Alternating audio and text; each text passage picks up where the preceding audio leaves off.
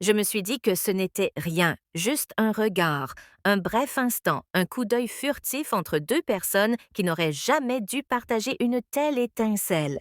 Mais au fond de moi, je savais bien que non. C'était un dimanche matin tranquille, de ceux qui, d'habitude, rendaient de la maison paisible au lieu de la laisser vide. J'étais enveloppée dans un peignoir de soie, celui bleu profond que Marcus m'avait offert des années auparavant, bien avant que la vie ne prenne des tournants imprévus. Je n'essayais pas d'avoir l'air élégante, je n'essayais pas d'avoir l'air quoi que ce soit. Honnêtement, j'étais juste fatiguée et seule, et j'essayais de savourer une tasse de thé dans une maison qui était restée trop silencieuse trop longtemps. Je ne m'attendais pas à ce que qui que ce soit réveillé. Mais dès que j'ai mis un pied dans le couloir, je l'ai vu Caleb appuyé nonchalamment contre le mur, pieds nus, les cheveux ébouriffés, une tasse à la main comme s'il était là depuis des minutes. Et non des secondes. Dès qu'il m'a remarqué, l'atmosphère a changé, son regard m'a parcouru. Non pas d'une manière irrespectueuse, non pas d'une manière qui m'ait donné envie de resserrer davantage mon peignoir, non, c'était différent, lente, intentionnelle, presque chercheur. Bonjour, dit-il d'une voix mais douce. Bonjour, ai-je répondu trop vite, serrant ma tasse comme pour me retenir. Mais en passant devant lui, j'ai senti son regard me suivre. Non pas avec avidité, non pas de manière déplacée, juste intensément, comme s'il ne se contentait pas de me regarder, mais qu'il me voyait vraiment, mon cœur m'a trahi. Il a battu la chamade, trop fort dans le silence de la maison. Ce n'était qu'une seconde, mais cette pensée m'a accompagnée toute la journée, et je détestais ça. Caleb logeait chez moi depuis quelques semaines, ce qui devait être temporaire, le temps qu'il finisse de réorganiser ses projets après ses études supérieures, s'était transformé en quelque chose de plus naturel, presque réconfortant. Il avait rempli la maison d'une manière inattendue. Il réparait les interrupteurs cassés. Il coupait les branches envahissantes du jardin. Il passait de la musique douce en préparant le petit déjeuner. Il comblait le silence par de petites conversations qui, d'une certaine façon, ne me vidaient pas Marcus, mon défunt mari, était parti depuis 3 ans. Le vide qu'il avait laissé ne s'était jamais vraiment estompé. Mais Caleb avait ramené quelque chose dans la maison, pas de joie, pas de rire, mais le calme. Et c'est peut-être pour ça que le regard du couloir m'a tant perturbé. Cela m'a rappelé que cela peut se transformer en autre chose sans prévenir.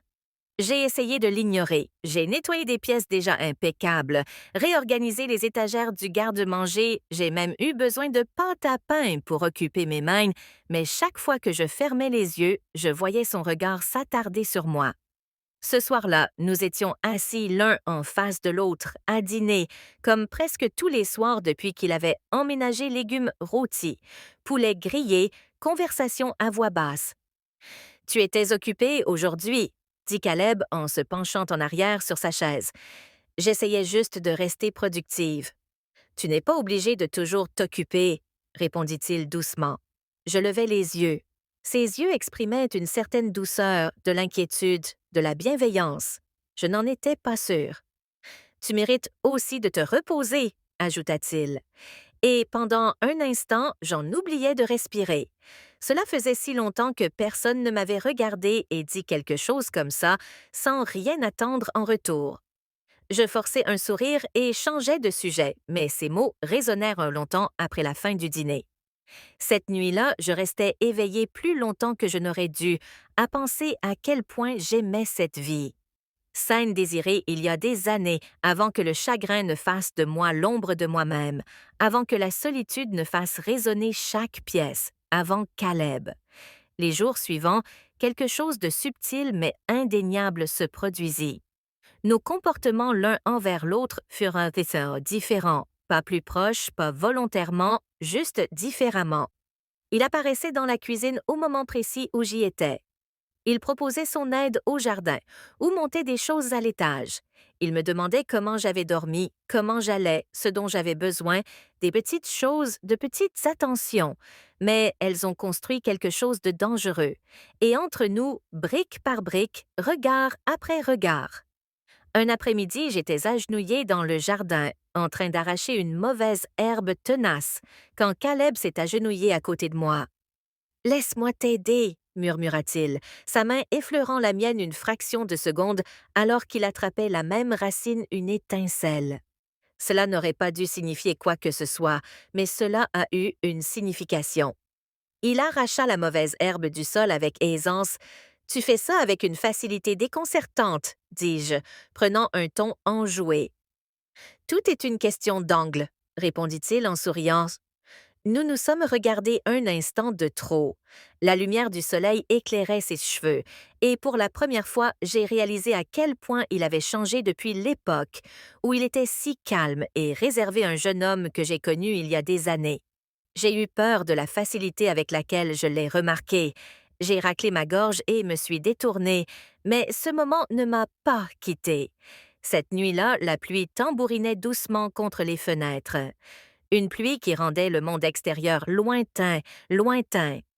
Caleb et moi nous sommes retrouvés dans le salon, moi avec une tasse de thé, lui allongé sur le canapé avec un livre. Nous sommes restés silencieux un moment. Le silence était agréable. Soudain, il a fermé le livre et m'a regardé. Comment fais-tu pour rester aussi calme dans une maison aussi silencieuse? A-t-il demandé. J'ai cligné des yeux, surprise. J'y suis habituée. Je ne crois pas que je pourrais faire autrement, a-t-il dit. J'ai besoin de bruit, de mouvement, de quelque chose pour me distraire. J'ai souri. C'est pour ça que tu répares toujours des choses. Il a ri doucement. Puis il y a eu un silence pesant. Tu mérites plus que ça, tu sais, dit-il doucement. Plus que quoi? Ce silence, cette solitude, sa voix s'adoucit encore. Tu mérites d'être en vie. En vie. Ce mot me transperça comme une flèche au plus profond de moi, Caleb, murmurai-je en me levant brusquement. Tu n'as pas à t'inquiéter pour moi. Mais en passant devant lui, je croisais son regard sur moi, fixe, imperturbable, et quelque chose en moi trembla. Le lendemain matin, je le trouvais dans le garage, entouré d'outils que Marcus avait laissés. Tu as besoin de quelque chose? Demanda-t-il. Non, je voulais juste voir ce que tu faisais. Ton mari gardait tout, dit-il avec un petit sourire. Il disait toujours, on ne sait jamais quand on aura besoin de quelque chose. Ça lui ressemble bien, répondit Caleb plus doucement. Un instant, nous restâmes silencieux, un silence empli de souvenirs qui n'étaient pas seulement les miens, puis il a demandé « Tu lui manques ?» La question a fait l'effet d'une bombe. « Tous les jours », ai-je murmuré. « Moi aussi », a-t-il murmuré. Je l'ai regardé, surprise. Il parlait rarement de Marcus. « Il t'aimait », ai-je dit doucement. Caleb a hoché la tête, les yeux baissés, je sais, et je pense qu'il voudrait que tu sois heureuse. Ces mots m'ont stupéfié. Ils m'ont enveloppé le cœur comme des mains, douces, fermes, réconfortantes. Je ne savais pas quoi dire, alors je n'ai rien dit. Ce soir-là, je faisais la vaisselle quand je l'ai vu entrer dans la cuisine, avant même qu'il ait fait un bruit. « Tu n'es pas obligé de faire tout ça, » a-t-il dit doucement. « Ça ne me dérange pas. » Il y a eu un autre silence, un silence attendu, chargé de non-dits « Helena », a-t-il dit doucement. La façon dont il a prononcé mon nom m'a figée. Je me suis retournée lentement, croisant son regard. « Tu n'es pas toujours obligée de tout faire toute seule, » dit-il. Sa voix n'était ni aguicheuse, ni suggestive, ni déplacée, juste sincère, d'une douceur presque douloureuse, ce qui la rendait plus dangereuse que tout. J'ouvris la bouche pour répondre, mais mon souffle se coupa car pour la première fois, je réalisais qu'à un moment donné, il était devenu la seule personne dont la voix pouvait m'apaiser et la seule personne dont je ne savais comment me détacher. Si vous êtes resté avec moi jusqu'au bout, merci. Les histoires ne sont pas que des mots.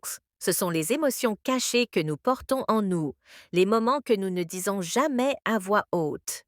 Si le parcours d'Helena vous a touché ou vous a fait réfléchir à la vie différemment, alors abonnez-vous à la chaîne. Chaque semaine, je vous propose des histoires authentiques, brutes et profondément émouvantes.